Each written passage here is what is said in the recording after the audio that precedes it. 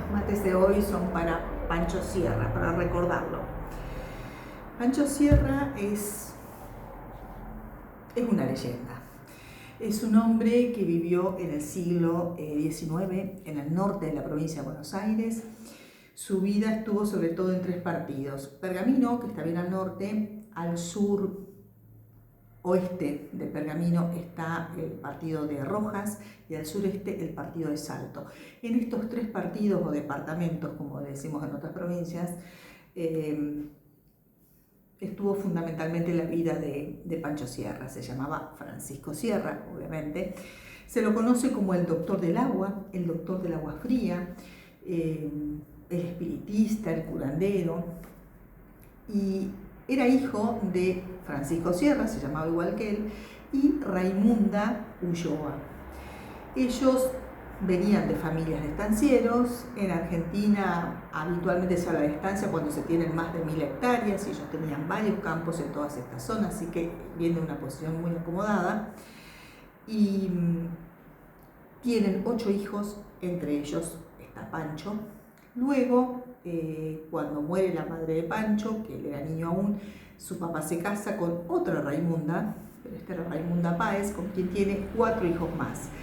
De esta segunda camada de hijos, hay una mujer que se llama María Luján, Sor María Luján Sierra, o sea, se hace monja, y que era muy amiga de Pancho. Digo, de todos los hermanos tenían esta afinidad espiritual. Pancho estaba muy ligado a la idea de Dios. En las sanaciones él las hacía en el nombre de Dios, así lo decía, y tenía por eso afinidad con su hermana Sor María Luján Sierra. Bueno, su mamá murió entonces cuando era niño, pero él nació en Salto el 21 de abril de 1831, y muere también en Salto, ¿no? En esa localidad, en ese partido. Ahí lo entierran. Ahí está el cementerio donde todos los años, el 4 de diciembre, que se conmemora su muerte, se reúne un montón de gente para recordarlo y para hacer sanaciones también, invocando su nombre, los que son espiritistas, y los otros invocando a Dios o recordándolo, agradeciéndole por haberle pedido distintos tipos de sanaciones. Volviendo a su infancia, cuando él tenía menos de un año, de hecho todavía no estaba bautizado, le pusieron un crucifijo de madera frente a la cuna porque él tenía problemas de asma, de tos, bueno, y estaba incluso cursando una infección, estaba respiratoria, ¿no? Con mucha fiebre, con mucho malestar. Era como que se estaba muriendo. Estábamos en una época, siglo XIX, donde por ahí la gente se moría, no, por ahí no, mucha más gente se moría de niña, se moría de joven, te morías. No había muchas cosas para hacer, no había terapias intensivas.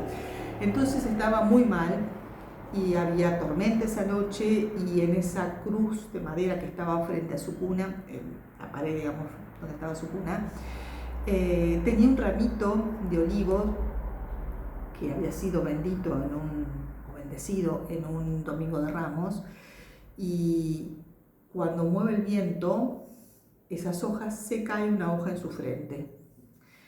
Automáticamente se sanó. Así que eso se lo toma como un hecho milagroso, porque fue a partir de ese momento que él se cura de esa enfermedad, empieza a respirar bien, deja de hacer fiebre, se curó de esa infección respiratoria.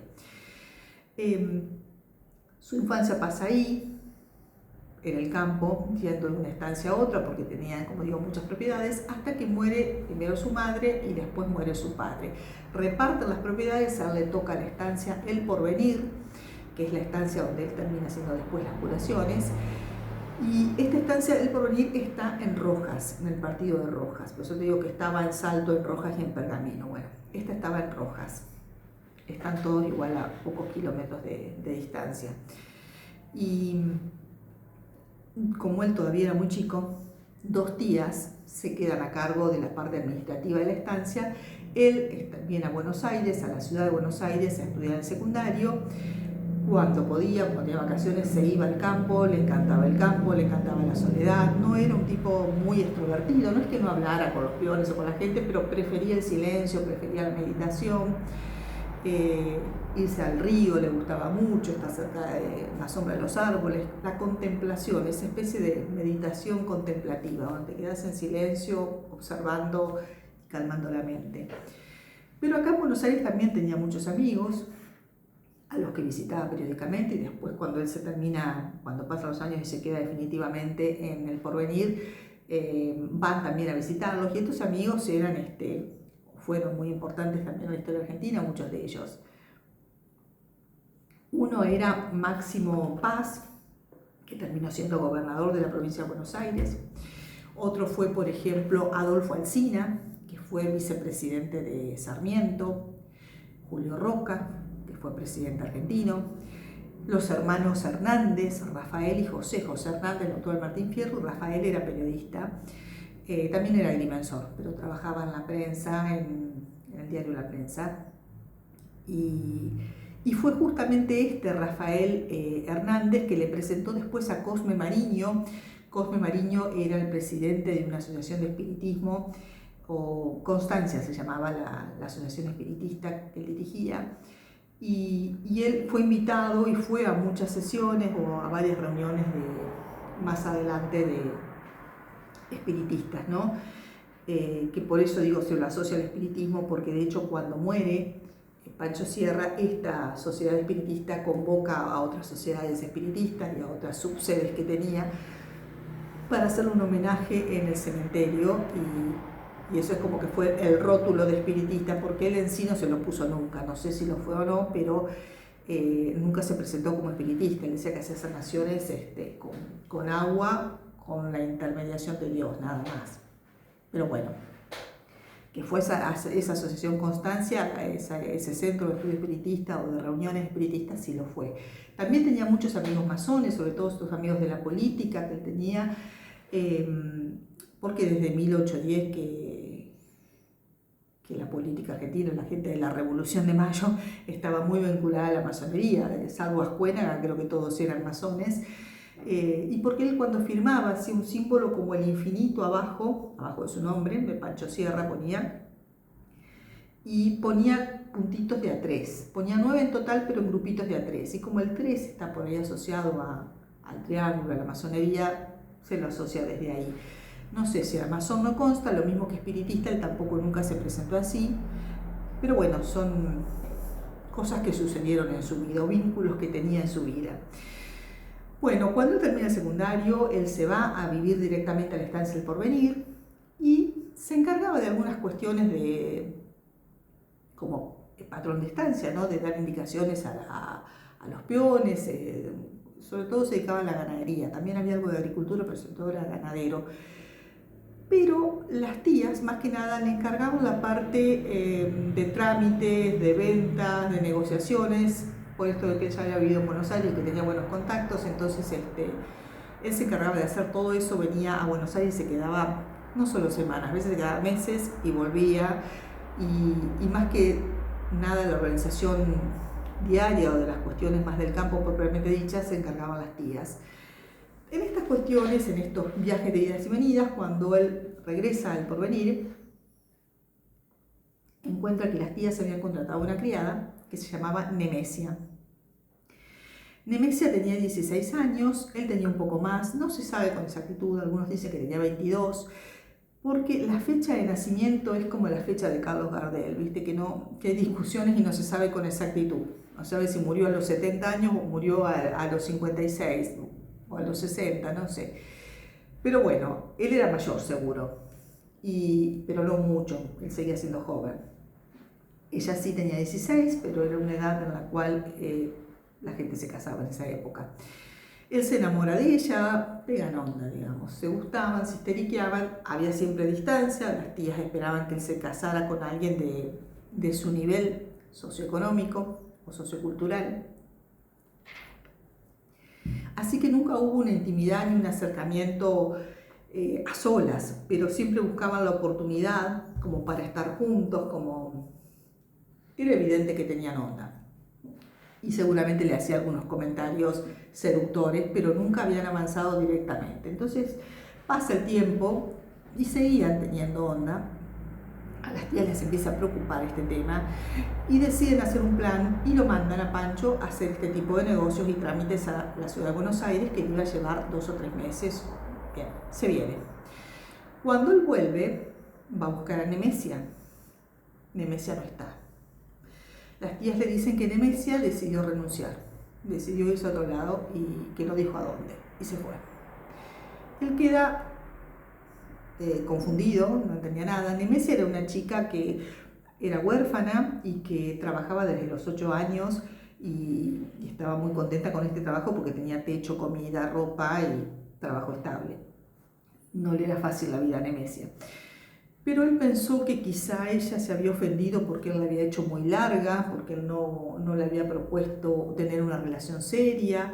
Se sentía como que lo habían dejado, aunque no habían iniciado un vínculo propiamente dicho de pareja. Él sentía que la novia lo había dejado y estaba muy triste y se sentía muy culpable porque es como que él no se había jugado lo suficiente y él la quería realmente a Nemesia. Asociaba él que esta idea de Nemesia de irse podría tener que ver con esta cuestión de que se quedó un poco él y no avanzó, no se comprometió. Le habían dicho a Nemesia que no dijera dónde iba, nadie sabía en teoría, hasta que una de las criadas o de las demás sirvientas o trabajadoras del lugar, que era amiga de Nemesia, lo ve a él mal, lo ve que se lo pasaba solo, triste, cabizbajo. Entonces va y se acerca y le cuenta la verdadera historia. Le dice: Nemesia, tus tías la fueron, la rajaron de acá y la obligaron a irse porque era o renunciar y quedarse sin trabajo o tomar este nuevo puesto que le habían conseguido las tías, que era un señor, la provincia de Córdoba, en un paraje que se llamaba Huinca, que estaba muy enfermo y que ella tenía que ir a cuidarlo. Ante me quedo sin trabajo y sin nada, bueno, Nemesia acepta y se va. Entonces él se entera y dice: bueno, me voy a Córdoba, me voy a buscar a Nemesia, y se va con la idea de buscarla y proponerle matrimonio directamente, ya ni noviazgo, ya directamente formalizamos. Se viene a Buenos Aires y de acá sale con una diligencia, que eran como los colectivos de los autobuses de esa época, ¿no? Y obviamente el viaje es largo, tenían que ir haciendo paradas en postas, así que cerca del río Luján, en un paraje que se llamaba El Árbol, hacen la primera parada a la noche. Era difícil avanzar de noche y los caballos tenían que descansar, ellos tenían que comer y dormir, el cochero, en fin, siempre ibas haciendo distintos parates. Ahí en El Árbol, él, como le gustaba, era como solitario, le gustaba caminar la naturaleza, se va a ver el río Luján, se va a caminar, y en ese contexto se encuentra con un hombre anciano, de barba, de cabellos blancos, largos. Algunos dicen que pudo haber sido el mismo en el futuro, porque era muy parecido al look que después adopta él, ¿no? De barba blanca y cabello largo blanco. Él estaba con un bastón, este hombre, y le dice que si él podría quedarse él a la noche en esa posada, si él piensa que habría lugar. Él le dice: sí, seguro que sí, que no va a haber problemas. Y el hombre lo mira a los ojos con una mirada muy profunda y le dice: pasaste un dolor muy grande y todavía te falta otro que vas a pasar. Lo que estás buscando ya no te pertenece, está con Dios, pero Dios tiene un plan, una misión para vos muy importante. Tenés que pasar un segundo dolor. Queda Pancho como: ¿what? ¿Qué pasó? Y tiene ganas de seguir hablando con el hombre, entonces le dice: vamos, que voy a hablar a la hostería para que te quedes, lo iba a invitar él. Como te digo, Pancho tenía un buen pasar económico, este hombre no se lo veía con grandes cantidades de dinero, se lo veía como un poco haraposo. Entonces él está en la tranquera, el hombre, y él pasa a Pancho para hablar con el dueño y decirle si se va a quedar, y lo muestra el señor que está ahí. El dueño mira y dice: no hay nadie en la tranquera. Pancho se da vuelta, no había nadie. Sale a buscarlo, el hombre no estaba en ningún lugar. Así que fue después del olivo que le cayó cuando él era chiquitito, cuando él tenía 1 año y estaba con fiebre en la cama, y el viento empuja esa rama de olivo que cae en su frente y lo termina sanando, la rama de olivo que estaba en un crucifijo al lado de su cuna. Después de ese, este es un segundo suceso extraordinario, digamos, o sí, raro que le pasó a la vida. Bueno, sigue en camino, termina llegando a la provincia de Córdoba, termina llegando a Huinca.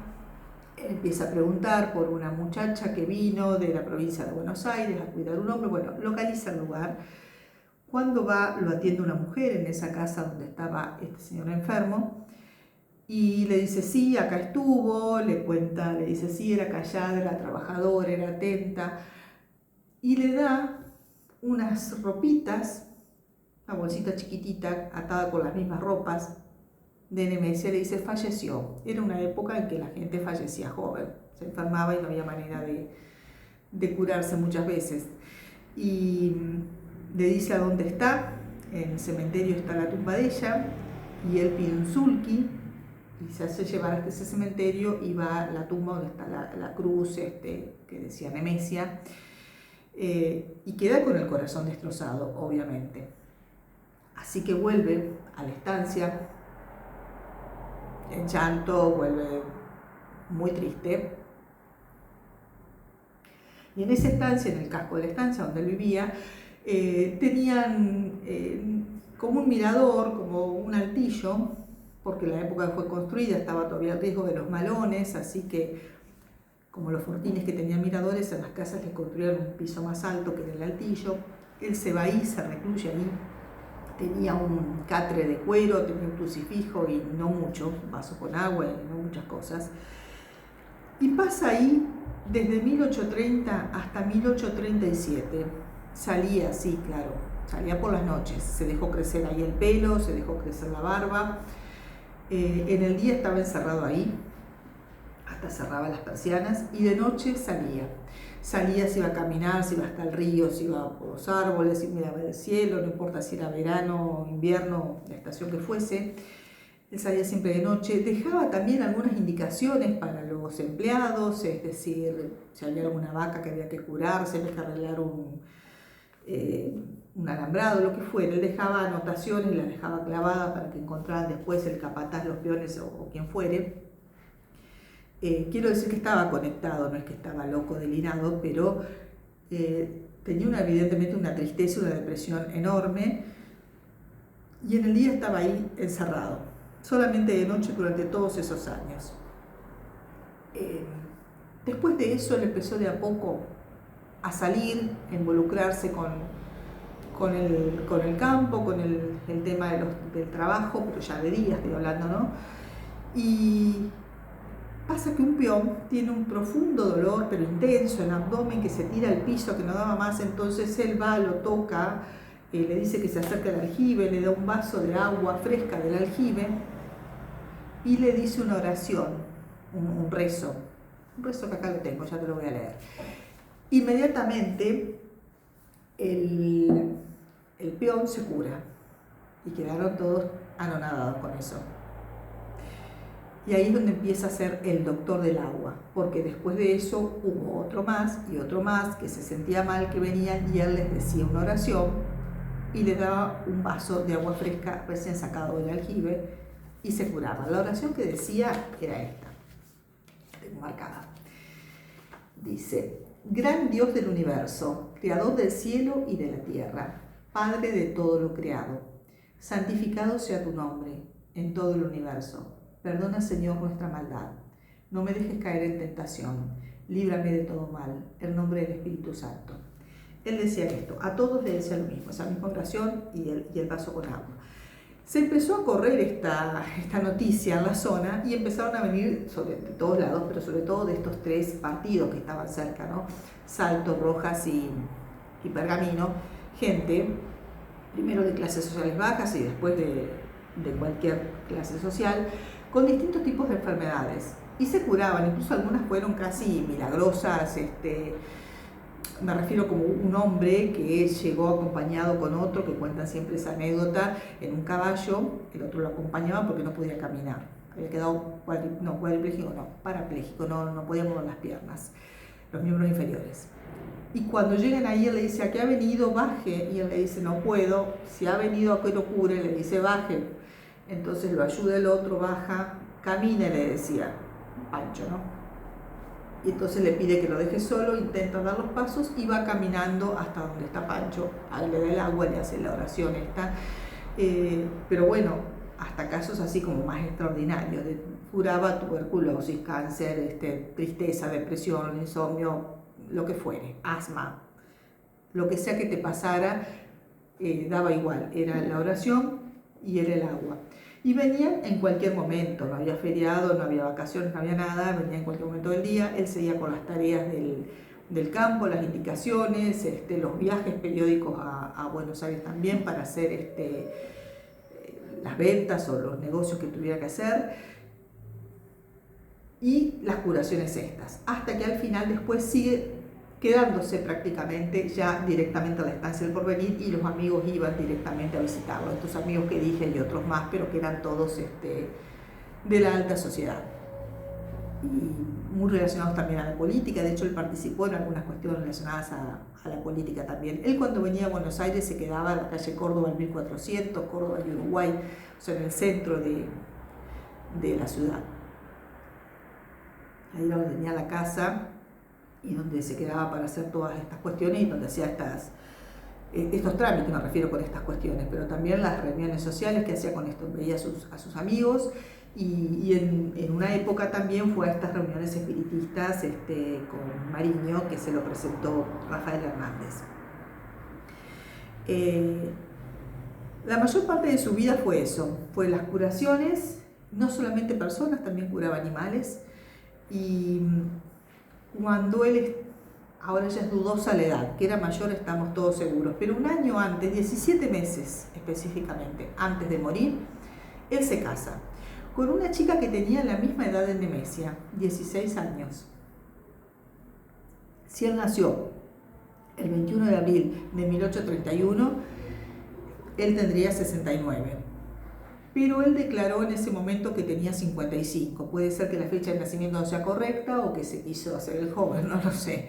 Declaró porque para casarse necesitaba el certificado de bautismo, ya católico, y la iglesia donde lo había bautizado se habían quemado los papeles, bueno, no había constancia. Entonces, que estaba bautizado, declaran como testigos los padres de esta chica que se llamaba Leonor Fernández, y declaran ellos que habían sido testigos, bueno, en fin, llevaron testigos y ellos declaran que él había sido bautizado.